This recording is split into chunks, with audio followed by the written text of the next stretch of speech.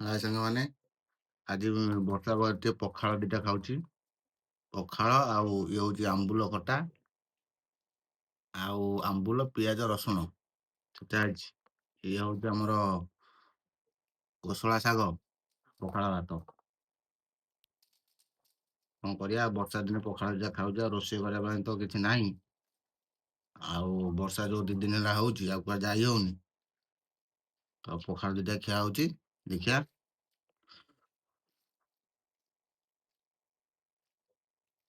ରୋଷେଇ କରିବା ହୁଁ ପାଇଁ ସବୁ ଅଛି।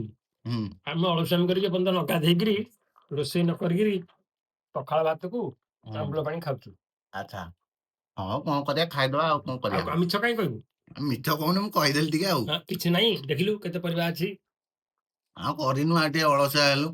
ମୁଁ ବି ଏପର୍ଯ୍ୟନ୍ତ ଗାଧେଇନି। ନନା ତାଙ୍କ ଗାଧେଇ ପଇଲେ, ମୁଁ ଗାଧେଇଲିନି। ବର୍ଷା କିଏ ଗାଧଉଛି କହିଲ? ମୁଁ ତ 3 ଦିନ 4 ଦିନ ଆଉ ଗାଧେଇନି। ପଖାଳ ଭାତ ଖିଆ ହଉଛି। ଟେଷ୍ଟ।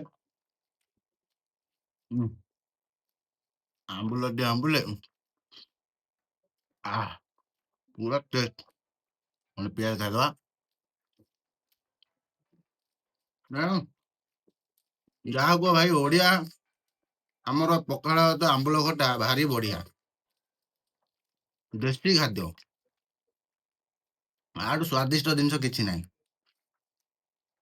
ଶାନ୍ତି। ହୁଁ ହୁଁ ପୁରା ଟେଷ୍ଟି। ଆମ୍ବୁଲ ଖଟାରୁ ସ୍ୱାଦ ଆଉ କିଛି ଅଛି ସାଙ୍ଗମାନେ?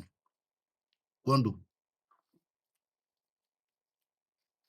ରେଡି।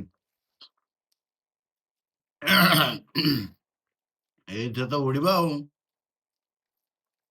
ଗରମ ଭାତ ଗୁଡା ମିଶା ଆଣିକି ନା, ଖାଇବିନି ଏତିକି। ହେଇଗଲା, ଆଉ କଣ ଦରକାର? ମିଶଉନାହାନ୍ତି। ଆପଣ ଯଦି କିଏ ବର୍ଷା ଦିନେ ପଖାଳ ଆମ୍ବୁଳ ଖଟା, ଶାଗ ଭଜା ଖାଉଛନ୍ତି, ଆଉ ମୋ ଭଳିଆ କିଏ ଗାଧୁନାହାନ୍ତି, ଦୟାକରି କମେଣ୍ଟ ମାରିବେ। କମେଣ୍ଟ ଦେବେ ପ୍ଲିଜ, ଗୋଟେ ଲାଇକ୍ ଟେ ଦେବେ। ଜୟ ଜଗନ୍ନାଥ, ରହିଲି।